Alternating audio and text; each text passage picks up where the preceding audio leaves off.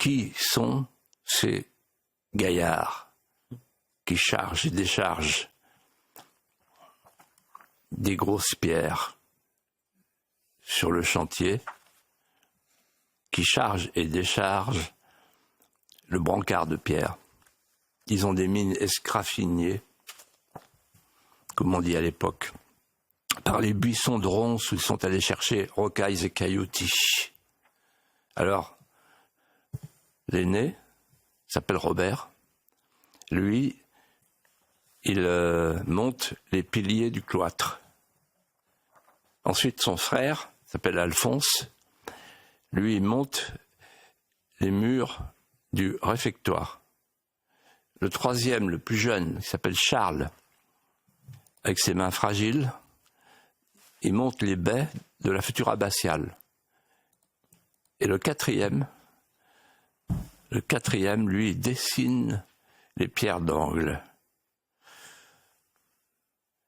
Il a la main en visière, il voit le chantier qui sort de terre, il est le fondateur. Il est roi de son état. Il s'appelle Louis de Poissy, Louis IX. Il est le fondateur d'une abbaye sur ce lieu qui s'appelle le Mont-Royal. Et l'abbaye s'appellera l'abbaye de Royaumont. Il est le fondateur et il deviendra, chose curieuse, que seuls les historiens comme Le Goff ont repéré, il deviendra le pensionnaire discret de l'abbaye quand elle sera construite et inaugurée. Qu'est-ce que ça veut dire? Ça veut dire que le samedi et le dimanche, il s'échappe du Louvre, il galope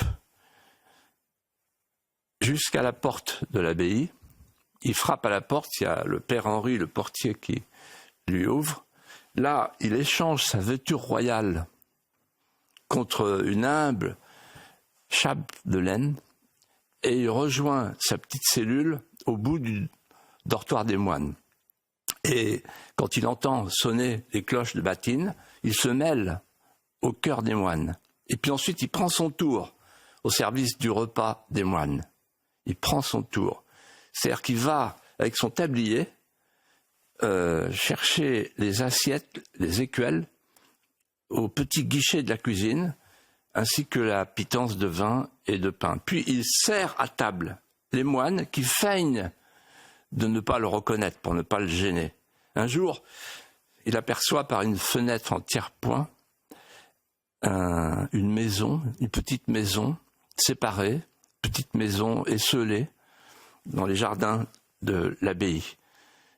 Il demande, mais pourquoi cette maison et pourquoi un moine avec une écuelle le dépose à manger sur le seuil de la maison sans entrer dans la maison? Et on lui explique, c'est parce que la maison est habitée par un moine qui est contagieux.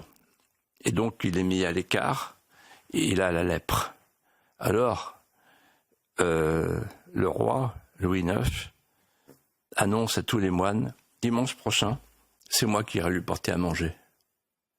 Le dimanche d'après, surprise, on le voit après la messe, qui traverse les jardins de l'abbaye avec une écuelle qui frappe à la porte. Il a un léger mouvement de recul parce que le pauvre moine est complètement décharné, voyage sur lui toutes les répugnances de la nature, la lèpre lui a arraché les peaux, ses yeux n'y voient plus goutte parce qu'ils sont gâtés, et les pertuis des yeux qui sont rougis de sang, hideux à voir, il a plus de nez, les lèvres sont fendues, et il va prendre l'habitude tous les dimanches de venir lui servir à table. Et un jour, pour la fête du frère Liger, que bientôt le roi va appeler le prince de Royaumont,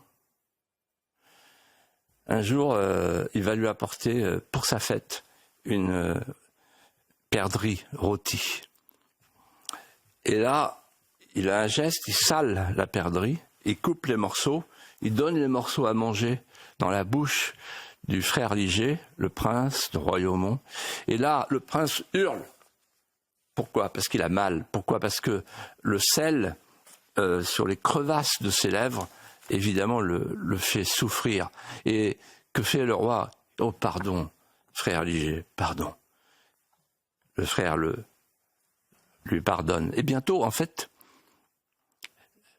le roi est seul à venir, seul à visiter le frère Liger. Pour lui, c'est entrer en purgatoire à chaque fois, parce qu'il voit ce corps qui se défait, qui perd ses chairs. Alors le roi s'exerce à devenir un roi serviteur, un roi d'aumône et de consolation. Luis, de la maison séparée, devient pour lui comme une porte du ciel. Il s'exerce à aller à travers cette figure de la souffrance vers le petit peuple des abîmes, vers le petit peuple purulent, fétide, enflé, troué, édenté, pour le soulager. Et puis un jour, la nouvelle arrive au Louvre. Le frère Liger est mort dans la nuit. Alors le roi Louis IX décide d'enterrer le frère Liger dans le caveau de famille, à Royaumont, auprès de sa fille Blanche, dans le caveau royal. Et il fait écrire sur une petite plaque de cuivre émaillé: Si J, le frère Liger, prince de Royaumont, fils de lumière.